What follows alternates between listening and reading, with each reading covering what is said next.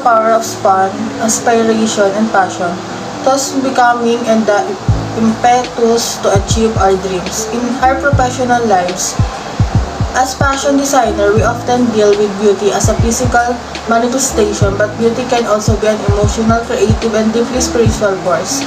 Beauty isn't just superficial and actually a key part of how we understand and interact with the world around us. Beauty infuses our inner life and help us form relationship with our environment. From food to landscape to art and even with each other.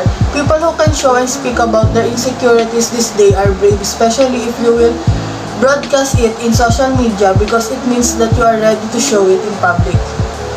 Showing it in public means that you are allowing people to comment and it can be good or bad. Many people in social media don't have any filter on what they want to say, especially if to someone's life. In our social experiment, we post this in social media and we want to know what kind of reaction we will get if they saw the post and that one comment that we think that could possibly trigger the situation. We posted this on social media and we received many good comforting comments. Having flaws and insecurities is totally normal. In the other side, some comments start attacking Ina. Ina is the one who commented this and her comment really triggered many people, especially those people who only want Princess to feel good about herself no matter what.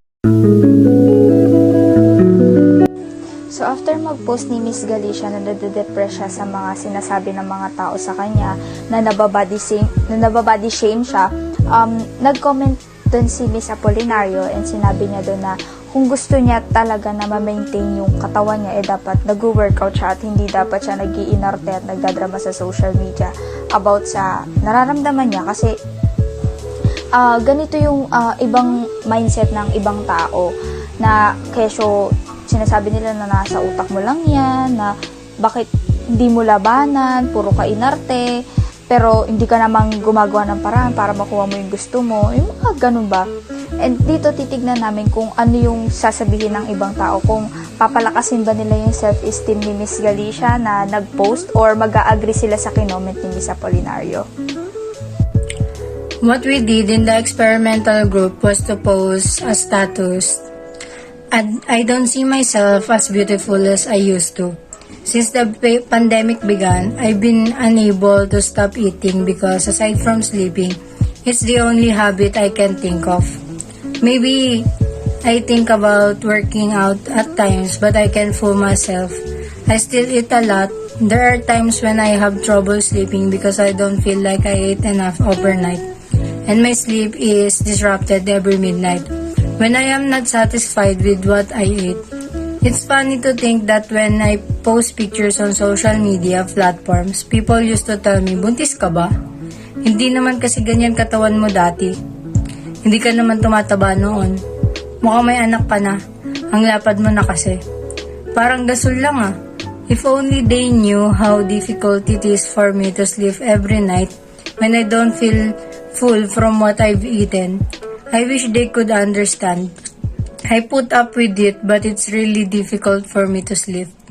Sana nga my body is still as good as before. Yung hindi ako nahihirapan matulog kapag hindi ko nakakain yung gusto ko. I just want to share what I'm feeling kasi sobrang tagal ko na tong kinikimkim.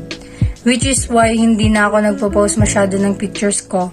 After that post, one of my group members commented, kung sana responsable ka at gusto mo talaga ma-maintain yung katawan mo, edi sana nag-workout ka, hindi yung nagdadrama ka ngayon sa social media.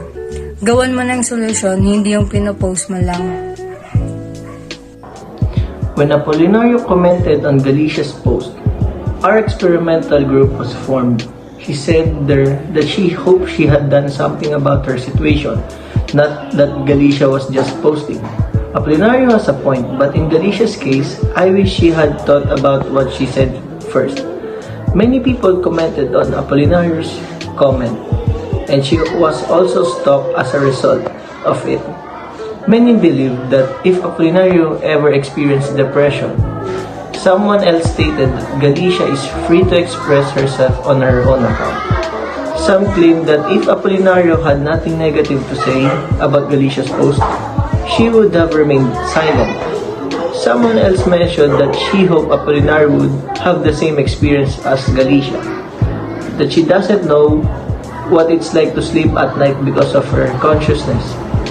People who genuinely care about Galicia came out, which is why so many things were said to Apolinario.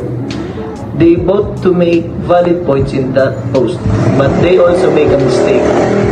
There are some things we should not post, and others we should not be concerned about if we are not the ones in the situation.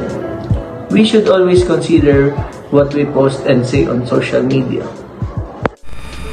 All I can say is that it's incredibly heartwarming because more of the individuals who participated or commented on the experiment provided encouraging words and support to Miss Galicia to help lift herself out of body problems, insecurities, or anxiety. So they also reprimanded Miss Apolinario to think carefully about the comments she will say to other people, especially on social media, because it will greatly affect the person who suffers from anxiety due to their physical appearance. So Miss Galicia and Miss Apolinario's role were good and really helped the experiment. So the people who participated in the social experiment gave 3 pieces of advice to Miss Galicia. They said, be confident, be positive in your life, don't listen to the negative comments of others that won't obviously help you. And always remember that the beauty is not in the outward appearance but in our hearts.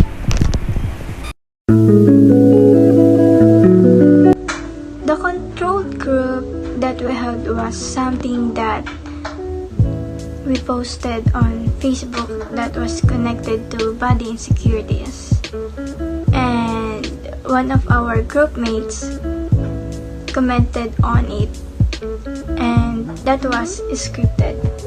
And then we waited for someone to react on that post, and surprisingly, people reacted to it to the point that they were pissed at one of our group members, and that what was our needed, their reaction, their or what kind of reaction that they are going to throw on that comment and on that post. So for our control group, for social experiment is we posted online in Facebook, specifically sa account ni Galicia, and the caption in post was, I don't see myself as beautiful as I used to. And then nakalagay dun sa post na yun yung mga details, and kinuwento niya doon kung bakit niya nararamdaman yung ganun, kung ba't siya nararamdaman ng ganung feelings, and marami sa kanyang nanlalait ng ibang tao, marami sa kanyang nagbabody shame. Nakalagay din yung details yung bakit ganun, and basta sinashare niya lang yung feelings niya and yung nararamdaman niya, kung bakit hindi siya naging active sa social media, and kung bakit hindi siya nagpaparamdam sa mga kaibigan niya, and see what will be the reaction of the respondents kung may magko-comfort pa sa kanya. The Glasslight Theory is a theory of Charles Horton Cooley where individuals establish the concept of self by observing how other people perceives them. So in the social experiment that our group conducted, the control group posted about how she cannot feel pretty like she used to before. The public immediately noticed the post and gained 20 reactions and 9 comments. The audience commented, reacted, and chatted with the host regarding the post. So the message from the audience are filled with love and encouragement. They ask her if she is okay and saying that she is beautiful inside and out, and don't let other people make you feel less. So the audience also asked the host if there are things that she needs because they are willing to help out the host. The result of this experiment is successful because the control group gets the effect or the answers that they wanted. Charles Horton Cooley's Glasslight Theory is a theory that one's self-identity depends on how others people perceive them. perceives them. So, posting about how the host cannot feel herself as she used to gain the attention to others and their validations. The comments of these people made the host feel loved and cared by the public. This social experiment shows us how people sees us. This is the only way to see how people think of us. The encouragement comment shows how the people appreciate the existence of the host and that no matter what, she is the same girl that they used to know. According to Cooley, the self grows as they interact with more and more people.